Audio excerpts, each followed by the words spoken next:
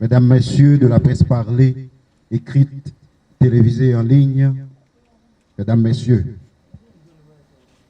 historique, inédit et révolutionnaire, ces trois mots qualifient aujourd'hui l'ampleur de cet événement unique dans l'histoire de l'unité de lutte contre la corruption et dans celle de la lutte contre la corruption en Haïti. 10 rapports d'enquête finalisés en ma première année de direction et transmis aujourd'hui à la justice pour les suites appropriées. 70 requêtes adressées au commissaire du gouvernement demandant la poursuite de près de 63 maires du département de l'Ouest et des NIP n'ayant pas accompli ni à l'entrée ni à la sortie leur déclaration de patrimoine malgré les mises en demeure de l'institution.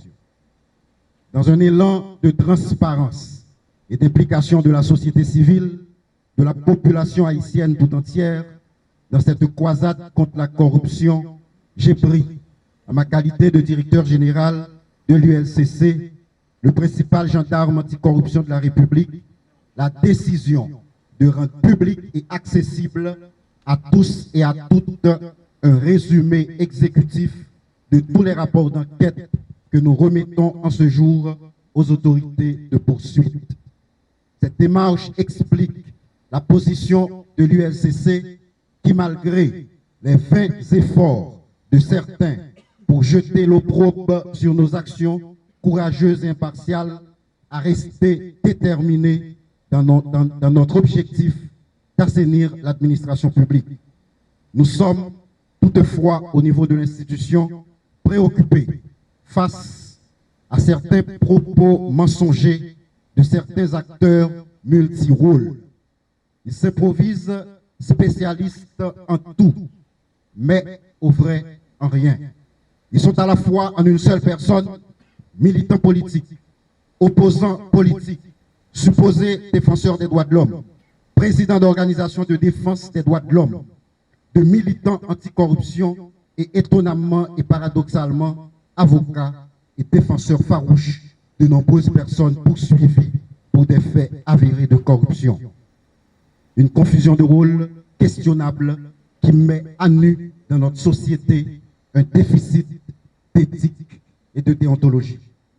Cette cérémonie de remise de rapports d'enquête devant la presse aujourd'hui est une façon claire de responsabiliser la justice haïtienne. En matière de corruption, la justice est appelée à défendre d'abord les intérêts prépondérants de l'État. L'ULCC, dois-je le rappeler, détient des habilitations sur toute l'administration publique, n'excluant pas de ce fait les acteurs du système judiciaire. Nous attendons des décisions de justice de manière impartiale, prises de manière impartiale. Nous veillerons à ce que les dossiers puissent subir un traitement respectueux de la loi et du droit anticorruption.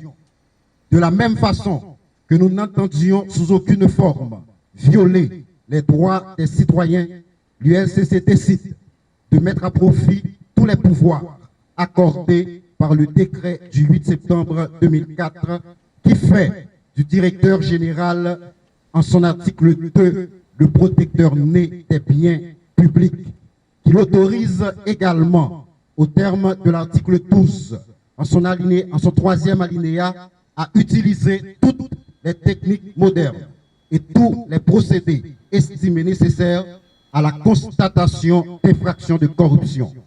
Ce même décret tranche sans ambiguïté les débats actuels en confirmant ce qui suit en son article 11 au deuxième alinéa. Le directeur général de l'ULCC est habilité à constater les infractions de corruption, à en rassembler les preuves, à en rechercher les auteurs et les déférer à la justice. En cas de besoin, il peut requérir directement le concours de la force publique. Maintenant, je vous laisse répondre à ces questions. On recherche les auteurs. Comment? et on les défère comment?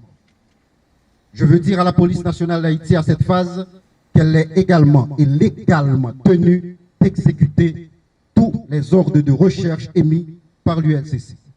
En ce qui a trait au dossier relatif à la déclaration de patrimoine, je veux en profiter pour saluer le signal important lancé par le Premier ministre, Dr Ariel Henry, qui exige que tous ces ministres,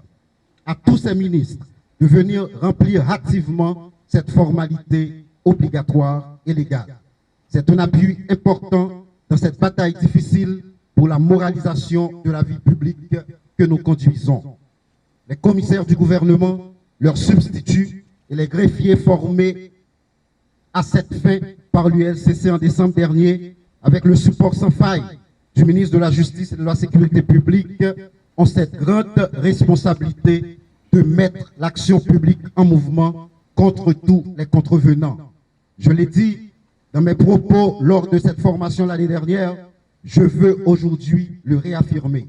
Ce qui donnerait encore plus de sérieux, d'endurance et d'éclat à notre travail serait que les mesures sanctionnatrices soient prises automatiquement et sans détour contre ceux et celles qui devraient prêcher par l'exemple, mais qui violent impunément la loi. Aujourd'hui, la balle est désormais dans le camp de la justice. Au nom du conseil de direction de l'ULCC, je veux mettre en relief le support entier de l'ex-directeur général de l'ULCC et actuel ministre de la Justice et de la Sécurité publique dans l'accomplissement du volet répressif de notre mission. Que vous soyez certain, Monsieur le ministre, de notre gratitude. Je veux enfin et solennellement rendre un hommage appuyé à mes enquêteurs dotés de courage exemplaire et de sens de devoir patriotique remarquable pour le travail de qualité et hautement technique réalisé dans la conduite de ces enquêtes dont les unes sont plus importantes que les autres. Je vous remercie.